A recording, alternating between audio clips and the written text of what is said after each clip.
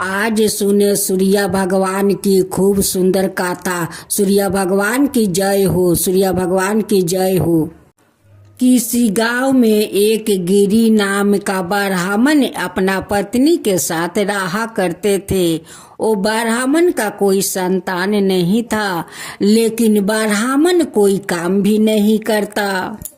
दोनों पति पत्नी सूर्य भगवान का पूजा किया करते थे। ब्राह्मणी ब्राह्मण से कहती कि स्वामी, आप बाहर निकलिए तो कुछ काम कर लीजिए कि घर में भोजन कुछ आ जाएगा, हम दोनों को गुजारा हो जाएगा। आप अगर बाहर नहीं निकलेंगे तो काम कैसे करेंगे, हम लोग के पेट कैसे भरेगा। लेकिन ब्राह्मण देव तो हाँ हूँ कुछ नहीं कहते, अपना पत्नी का कोई बात को जवाब नहीं देते। ब्राह्मणी कहती कि आप सुबह उठकर नदी जाते हो, स्नान करते हो और आकर घर में सो जाते हो, ऐसे कब तक चलेगा।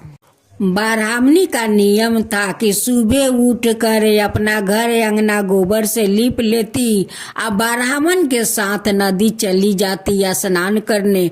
दोनों पति पत्नी स्नान करते, सूर्य भगवान को जल अर्पित करते और दोनों घर चले आते। ब्राह्मण जाकर सो जाता। कुछ दिन का बाद ब्राह्मणी का पेट में संतानें आ जाते हैं, लेकिन ब्राह्मणी को पता नहीं चला कि उनकी पेट में संतानें आ गया है।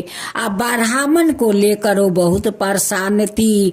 वो ब्राह्मणी सूर्य देव से कहती है कि हे सूर्य देव, आपका पूजा में मुझसे कौन ऐसा भूल हो गया कि आप ऐसा निकम्मा पति मेरे तकदीर में लिख दिया है कि वो तो नहीं कमाता है और नहीं कुछ करना चाहता है। जब दूसरा रविवार आया तो उस दिन ब्राह्मणी उपास थी। अब ब्राह्मण को कहती है कि देखिए, आप जाइए काम करने, आज रविवार है, हम तो उपास है, आप तो उपास नहीं रहते हैं। सूर्य भगवान को तो जल अर्पित कर देते हैं, लेकिन मैं तो उपास रहती हूँ। सूर्य भगवान को कुछ भोग लगाती हूँ, तब जाकर कुछ खाती हूँ। जाओ बाहर जाओ, कुछ कमा कर लाओ। ब्राह्मणी ब्राह्मण को बहुत बुझाती है, बहुत कुछ कहती है, लेकिन ब्राह्मण बुझना नहीं चाहते हैं, नहीं ब्राह्मणी को बात सुनते हैं। उस दिन तो ब्राह्मणी उपास थी और उनकी गुस्सा आ गया कि ये तो जाएगा नहीं निकम्मा पति काम करने। ब्राह्मणी गुस्से में कहती है कि आप तो काम करने जाएंगे नहीं, कोई कोशिश भी नहीं करेंगे तो ठीक है, हम दोनों चलते हैं उसी तालाब में डुबकी लगाकर हम दोनों अपना अपना प्राण त्याग देते हैं। जब आप बाहर नहीं निकलेंगे तो हम दोनों को तो यही अच्छा होगा कि हम दोनों अपना प्राण त्याग दें। ब्राह्मणी का ये सब बात सुनते सुनते ब्राह्मण का तो गुस्सा आ गया। अब तो ब्राह्मण उठकर अपना ब्राह्मणी को 2 थापड़ लगा देते हैं। अब ब्राह्मणी बैठकर वही पर रोने लगती है। अब ब्राह्मण घर छोड़कर बाहर चले जाते हैं। जब ब्राह्मणी रो रही थी, उसी समय में उनकी संतान उनकी पेट में पैर मारते हैं। ब्राह्मणी कहने लगी कि मैं तो माँ बन गई हूँ, मेरे अंदर तो मेरा संतान पैर मार रहा है। उधर तो ब्राह्मण देव गुस्सा होकर घर छोड़कर चले गए। जाते जाते एक बट का पेड़ था, जो पेड़ बहुत सूख गया था और वहाँ पर एक छोटा तालाब था कि जो तालाब में पानी नहीं था। ब्राह्मण देव उसी सूखी बट के पास रहने लगे। उनकी शरीर पर तो एक ही धोती था, जो धोती पहने हुए थे वही धोती पहन कर निकल गया था। वहाँ से कुछ दूरिया पर नदी था। उस नदी में जाकर ब्राह्मण देव स्नान करते, सूर्य भगवान को जल अर्पित करते, भीजे धोती पहने हुए आकर उस बट का पेड़ के पास बैठ जाते। वो धोती का पानी आस्ते आस्ते वो बट का शिखर तक जाता। आ जाकर वहां से होकर फिर तालाब में चले जाते। इधर तो बट का पेड़ आस्ते आस्ते ताजा होने लगा। आ जितना धोती का पानी गिरता उस पानी बह कर तालाब में चला जाता। ऐसे करते करते ब्राह्मण देव का पूरा वहां पर 9 महीना बीत गया। उस भीजे हुए धोती का कारण बट का गाछ भी हरा भरा हो गया। उधर तालाब भी भर गया, उसमें पानी पूरा साफा हो गया। इधर तो ब्राह्मणी खूब सुंदर एक बेटा को जन्म देती है।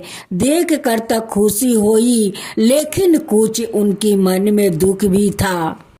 ब्राह्मणी अपना छोटे बच्चा से कहती है कि बेटा, तू जो आने वाला था, तेरा पिता को तो पता नहीं था कि तू आने वाला है। तुम्हारे बारे में तो तुम्हारा पिताजी को जरा सा भी पता नहीं है कि तुम इस घर में आए हो। तुम्हारा पिताजी तो निकम्मा था, कोई काम नहीं करने जाता और नहीं करना चाहता था। एक दिन मैं गुस्सा होकर बोली और तुम्हारा पिताजी घर छोड़कर चला गया, ना जाने कहाँ जाकर बैठा है। एक दिन सूर्य भगवान को वो ब्राह्मणी पर बहुत दया आई कि कहने लगे कि ये तो मेरा भक्त है, ये तो बहुत श्रद्धा भक्ति से मेरी पूजा करती है। आज इनकी घर में संतान आया है, घर में तो कुछ खाने के लिए है नहीं। सूर्य भगवान उसी ब्राह्मण का रूप धारण करते हैं और ब्राह्मणी के पास आते हैं। कहते हैं कि ब्राह्मणी, लो आज मैं कमा कर आ गया हूँ। ब्राह्मणी बहुत खुश हो जाती है, कहती है कि आप इतना दिन से बाहर कहाँ रहते हो, देखो तो तुम्हारा बेटा आया है, तुम्हारा घर में कितना सुंदर बेटा आया है। भेष रूपी सूर्य देव कहते हैं कि ये हमारा बेटा है, लेकिन हमारा तो कोई पता नहीं चला कि हमारा बेटा आने वाला है। ब्राह्मणी उस भेष रूपी सूर्य भगवान से कहने लगी कि मुझे भी तो पता नहीं था कि मेरे पेट में संतान आ गया है। जब आप घर से गुस्सा होकर निकले, उसी दिन पहला बार वो मेरे पेट में पैर मारा, तब मैं जान गया कि मैं माँ बनने वाली हूँ। जब ब्राह्मणी उस भेष रूपी सूर्य देव का पोटली ले जाकर घर के अंदर खोलती है तो उसमें देखती है कि पूरा हीरा जवाहरात मोहर बहुत सारा उस पोटली में है। ब्राह्मणी देखकर बहुत खुश हो जाती है, कहती है कि इतना दिन का बाद तो आया है, तो इतना सारा हीरा जवाहरात मोहर लेकर ब्राह्मण देव आए हैं। सारे धन देखकर ब्राह्मणी अपना पति को शुक्रिया करने आती है। उस समय तो सूर्य भगवान अंतर ध्यान हो गए थे, अब किसको वो शुक्रिया करेगी। कहने लगी कि अभी अभी तो ब्राह्मण देव यही थे, कहाँ चले गए। उधर ब्राह्मण देव उसी बट के पेड़ के पास बैठकर बहुत चिंता कर रहे थे कि मैं तो गुस्सा होकर घर छोड़कर आ गया हूँ, वहाँ पर ना जाने की ब्राह्मणी कैसी होगी, क्या करती होगी। अब तो ब्राह्मण देव बहुत चिंता करने लगे। सूर्य देव से कहते हैं कि हे सूर्य देव, आप ही मेरा पत्नी को रक्षा करिएगा, मैं तो गुस्सा होकर घर छोड़कर आ गया हूँ। ब्राह्मण को चिंतित देख कर सूर्य भगवान ब्राह्मण के सामने प्रकट होते हैं और कहते हैं कि हे ब्राह्मण देव, मैं तो आप पर बहुत प्रसन्न हूँ, आपका श्रद्धा भक्ति देखकर बहुत प्रसन्न हूँ। आज आपके कारण देखिए इस बट का पेड़ हरा भरा हो गया है, इस तालाब में पानी भर गया है, इस तालाब का पानी कितना सफैया है आपके कारण हे ब्राह्मण देव। मैं तो आप पर बहुत प्रसन्न हूँ, बहुत प्रसन्न हूँ। आप जो चाहे मुझसे मांगिए। ब्राह्मण देव सूर्य भगवान से हाथ जोड़कर कहते हैं कि भगवान, मैं आपसे क्या मांगूं, किसके लिए मांगूं? जिसके लिए मांगना था उसे तो मैं छोड़कर गुस्सा में होकर यहाँ आकर बैठा हूँ। मैं किसके लिए मांगूं भगवान? उसी के लिए मांग लो ब्राह्मण देव, जिसके लिए आप मुझसे कह रहे थे कि हे सूर्य देव, मैं तो गुस्सा में चले आया हूँ, आप मेरे पत्नी को रक्षा कीजिए। उसी के लिए मांग लो और अपना संतान के लिए मांग लो। ब्राह्मण देव कहने लगे कि भगवान, हमारा तो अभी तक कोई संतान नहीं है, मैं किसके लिए मांगूं? सूर्य भगवान कहने लगे कि ब्राह्मण देव, आपका घर में संतान आ चुका है। जब आप गुस्से से होकर घर छोड़कर आया था उस समय आपका पत्नी के पेट में वो पल रहा था। ब्राह्मण देव सूर्य भगवान से कहते हैं कि भगवान, मैं आपसे क्या मांगूं? आपका जो इच्छा हो वही आप मुझे दे दीजिए। सूर्य भगवान अपना घोड़ा का एक लगाम उस ब्राह्मण को दे देते हैं और कहते हैं कि देखो ब्राह्मण देव, ये मेरा 7 घोड़ा का लगाम है, इस लगाम को ले जाओ, तुम्हारा सारा कष्ट दूर हो जाएगा, कभी तुम्हारा तकलीफ नहीं होगा। लगाम देकर सूर्य भगवान अंतर ध्यान हो जाते हैं और जब ब्राह्मण देव अपना घर जाते हैं, अपना बेटा को देखते हैं तो बहुत खुश हो जाते हैं, बहुत खुश। कहने लगे कि ये हमारा बेटा है, ये आपका ही तो बेटा है। आप तो थोड़ा देर पहले आए थे और इतना सारा हीरा जवाहरात मोहर लेकर, आपको इतना सारा धन कहाँ मिला? ये तो लगता है कि हमारा बेटा भाग्यशाली है, हमारा बेटा को आते आते आपको इतना सारा धन मिल गया कि कभी इतना धन हम लोग देखा नहीं। ब्राह्मणी का बात सुनकर ब्राह्मण देव बहुत आश्चर्यचकित हो जाते हैं। कहते हैं कि मैं तो कभी आया नहीं, मैं तो 9 महीना के बाद अभी अभी आया हूँ, इसका पहले तो मैं आया नहीं, अब मैं इतना सारा धन दौलत तो लाया नहीं। ब्राह्मण देव अपना बेटे को देखकर इतना खुशी में उलझ गए कि सूर्य भगवान के बारे में अपना पत्नी से बता नहीं पाए। ब्राह्मण देव कहने लगे कि नहीं नहीं, मैं ये सारे धन नहीं लाया हूँ। ब्राह्मणी कहने लगी कि आप ही तो लाए थे।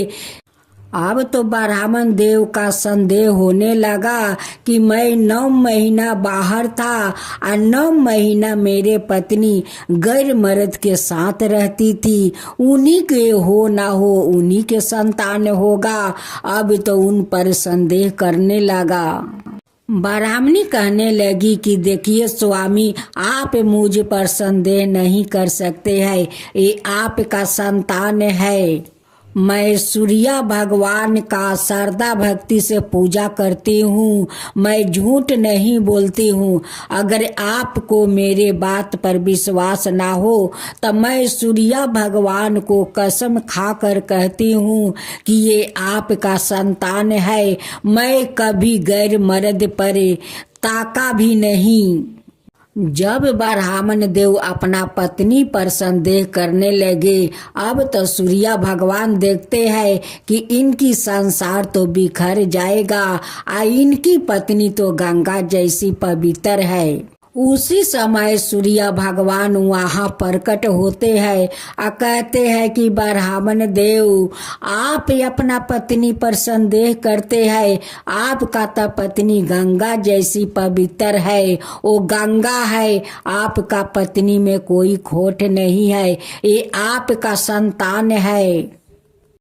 ब्राह्मण और ब्राह्मणी सूर्य भगवान का सर झुकाकर प्रणाम करते हैं, कहते हैं कि भगवान मुझे माफ कर दीजिए, माफ कर दीजिए, मैं अपना पत्नी पर संदेह किया, आप आकर मुझे समझाया भगवान, आप समझाया, नहीं तो मैं तो अपना पत्नी पर संदेह कर लिया था। सूर्य भगवान दोनों को अखंड सौभाग्यवती रहने के आशीर्वाद देकर अंतर ध्यान हो जाते हैं। ब्राह्मण का घर में तो सूर्य भगवान साक्षात अपना हाथ से इतना सारा धन दौलत दिया, इतना धन दौलत दिया, घोड़ा का लगाम दिया कि ब्राह्मण तो करोड़पति बन गया, राजा महाराजा बन गया। हे सूर्य भगवान, आप जैसे उस ब्राह्मण को आप राजा बनाया, वैसे सब कोई को बनाना और सबका ऊपर कृपा करना। हे सूर्य भगवान, सबका ऊपर कृपा करना। सूर्य भगवान की जय हो, सूर्य भगवान की जय हो। आज आप सुने यमराज की व्रत कथा। एक बार बूढ़ा आदमी रास्ते पर जा रहा था, चलते चलते थक गया तो वहाँ एक पत्थर पर बैठकर सुस्ताने लगा। अचानक उसकी नजर एक बहुत बड़े बिच्छू पर पड़ी। वो बिच्छू मुर्ग जितना बड़ा था। बूढ़े के देखते ही देखते वो सांप में बदल गया और रेंगते हुए दूर चला गया। बूढ़ा उसकी पीछा करने लगा। देखा क्या बात है, सांप पूरे दिन और रात चलता रहा, कभी इधर जाता कभी उधर जाता। थोड़े फसले से बूढ़ा उसके पीछा लगा रहा। एक बार वो एक सराय में घुसा और कई यात्रियों को मार डाला। फिर वो राजमहल गया और राजा को अपनी शिकार बनाया। फिर वो पानी की टंकी के सहारे रानी के निवास में घुसा और छोटी राजकुमारी को अपना शिकार बनाया। सांप जहाँ भी जाता कुछ देर बाद वहाँ कोहराम मच जाता। बूढ़ा छाया की तरह चुपचाप उसका पीछा करता रहा। चलते चलते वो एक नदी पर पहुँचा। वहाँ कुछ पटेहाल यात्री बैठे हुए थे।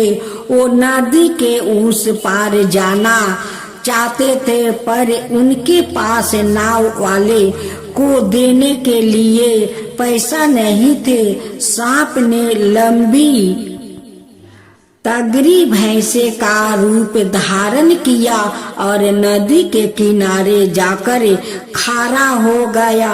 उसे देखकर यात्रियों ने कहा, यह भैंसा उस पार अपने घर जाएगी, चलो इसकी पीठ पर बैठ जाएंगे और इसकी पोंछ पकड़कर ले इसके साथ हम भी उस पार पहुंच जाएंगे। ओ भैंसे की पीठ पर बैठ गया। भैंसे नदी में तैरने लगी। मझधार में पहुंचकर उसने ऐसी उछाल कूदे मचाई कि सब पानी में डूब गया। इस बीच बूढ़ा भी नाव से नदी के उस पार पहुंच गया। दूसरे किनारे पर भैंसा अदृश्य हो गई। उसके स्थान पर एक सुंदर बैल खड़ा था। मोटे जाते बैल को बिना मालिक के डोलते देखकर एक किसान उसे घेर घार कर अपने घर ले गया। बैल बहुत सीधा था। किसान ने उसे दूसरे मवेशियों के साथ बाड़ों में बांध दिया। रात के सन्नाटे में बैल ने वापस सांप का रूप धारण किया और तमाम जानवरों, भेड़ों और नदी में ऐसा किसान के घर वालों को डांस लिया और रेंग कर बाहर आ गया। बूढ़ा छाया की तरह चुपचाप उसका पीछा करता रहा। थोड़ी देर में वो दूसरी नदी पर पहुँचे। वहाँ सांप सुंदर जवान औरत में बदल गया। कुछ देर बाद दो सिपाही उस तरफ आते देखे। दोनों सागा भाई थे। उनके पास आने पर वो औरत जोर जोर से रोने लगी। भाइयों ने पूछा, क्या बात है, तुम यहाँ अकेली क्यों बैठी हो? सरफ स्त्री ने जवाब दिया, मैं और मेरा आदमी घर जाने के लिए नाव का इंतजार कर रहे थे। वो हाथ मुंह धोने के लिए नदी में गया है और पाँव बिछिल जाने से डूबकर मर गया। यहाँ मेरा कोई नहीं। मेरा रिश्तेदार बहुत दूर रहते हैं। उसके सदैव से सम्मोहित बड़े भाई ने कहा, तुम चिंता मत करो, मेरे साथ चलो, मैं तुमसे विवाह करूँगा और तुम्हारा हर तरह से ख्याल रखूँगा। स्त्री ने कहा, लेकिन तुम मुझसे घर का काम नहीं करवाओगे और जो मैं कहूँगी मुझे लाकर दोगे। दोनों बातें तुम्हें मंजूर हो तभी मैं तुम्हारे साथ चलूंगी। बड़े भाई ने आदर से कहा, 10 की तरह मैं तुम्हारी हर आज्ञा का पालन करूंगा। जो चाहो और उस नदी से मेरे लिए एक लोटा पानी लेकर आओ, तब तक तुम्हारा भाई मेरे पास रहेगा।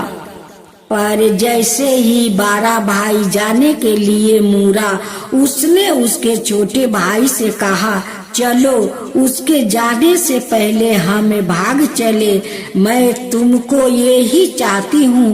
तुम्हारे भाई से पीछा छुड़ाने के लिए ही मैंने उसे पानी लाने भेज दिया। छोटे भाई ने कहा, नहीं नहीं, यह नहीं हो सकता। तुमने उसे ब्याह का वचन दिया है। तुम मेरी बहन के समान हो। औरत को जैसे आगे लाग गई। बड़े भाई को पानी लेकर आते देखा। वो अपने कपड़ों फाड़ कर रोने लगी। वो और पास आया तो वो चीखी, तुम्हारा भाई बहुत बुरा है। इसने मुझसे कहा कि मैं तुम्हें छोड़कर इसके साथ भाग जाऊं। इससे पहले कि छोटा भाई कुछ कहता, बड़े भाई ने तलवार खींच ली। दोनों आपस में भिड़ गया। दिन भर लड़ते रहे। शाम होते होते दोनों नदी के किनारे निढाल होकर गिर पड़े और वही दम तोड़ दिया। औरत फिर सांप में बदल गई। बुद्ध छाया की तरह चुपचाप उसका पीछा करता रहा। आखिर सांप सफेद दाढ़ी वाला बूढ़े में रूपांतरित हो गया।